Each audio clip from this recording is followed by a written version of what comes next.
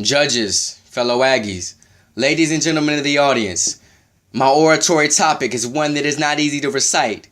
These words are not for the comfort of those who choose to turn their ears to conformity and away from the social evils that exist in our society. Nor are these words for those who look to blame a system in hopes that hate-filled utterances will bring about change. I stand before you today as a man on the side of love and peace, a man seeking victory from our own prejudices. Dr. Martin Luther King dedicated his life with optimism that all would understand we are caught in an inescapable network of mutuality, tied into a single garment of destiny. Well, here I am, face to face with my inevitable fate. I wonder if my clothes were of a different type. Would the officer have stopped me while I was peacefully walking home? Would he have harassed me the way that he did, almost forcing me to act out in the antagonism that follows my every move? And they wonder why I'm the aggressor. As my life begins to flash before my eyes, I hope you catch a glimpse of yourself behind every breath. But before you can see the similarities between us, we must first chip away at this wall. Oh, nobody sees it. Come on. I know someone in this room is looking at my black hoodie, baggy jeans, and Timberland boots, wondering how the judges even let me on the stage. And I'm supposed to believe that we have already broken down the wall. I'd like to take you back to 1933. Dr. King was 4 years old at the time, when young King asked his mother why his friends could no longer come out to play with him, and she said because of the color of his skin, he was introduced to the wall, an invisible structure of hate that separated blacks and whites. The older Dr. King grew, the higher the wall rose. Now I may not be the tallest of men, but over 80 years later and the top is nowhere in sight. What was once limited to race is now a barricade that divides men and women based on their differences. Surely the one who wears a suit and tie must be more qualified than a thug because, though well-spoken, that's all I'll ever be. Or at least that's what my 9th grade teacher, Mr. Harris, told me. I was a young, handsome, and rebellious black man while he was an old, conservative white guy with a bald spot. The worlds we lived in showed very little similarities. I mean, yeah, I talk too much, but not any more than my peers, and certainly not enough for him to make statements about my future. What's wrong with these educators? They see us act a certain way, then automatically tell us we're on the path to becoming a statistic.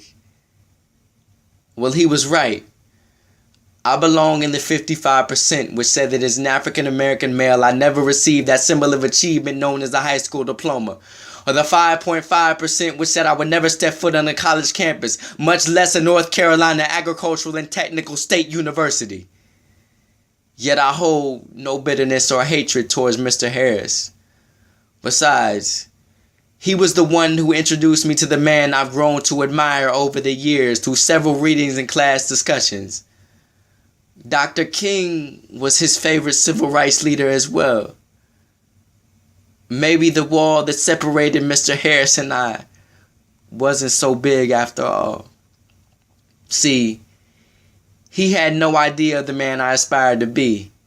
The man I want to become looked something like a vessel of hope with an outreached hand that touched the souls of all who set foot in Washington, with Gandhi-esque courageousness and acceptance of true pacifism, because the way of the strong man is based on the belief that love will transform the oppressor. A man who, after his home being bombed, looks bloodthirsty soldiers for change in the eyes and tells them to dismantle their weapons, realizing that one life is much smaller than the movement that would continue on, whether his enemy stopped him or not. A man who, after passing away, would want others to say nothing more of him than he tried to give his life serving others. A family man, because the day I can look my future son in the eyes and say, I did it all for you, will be the greatest accomplishment of my life. I will plant in him a desire to use big words, because that same Dr. King would utilize these tools to break down the wall I spoke of.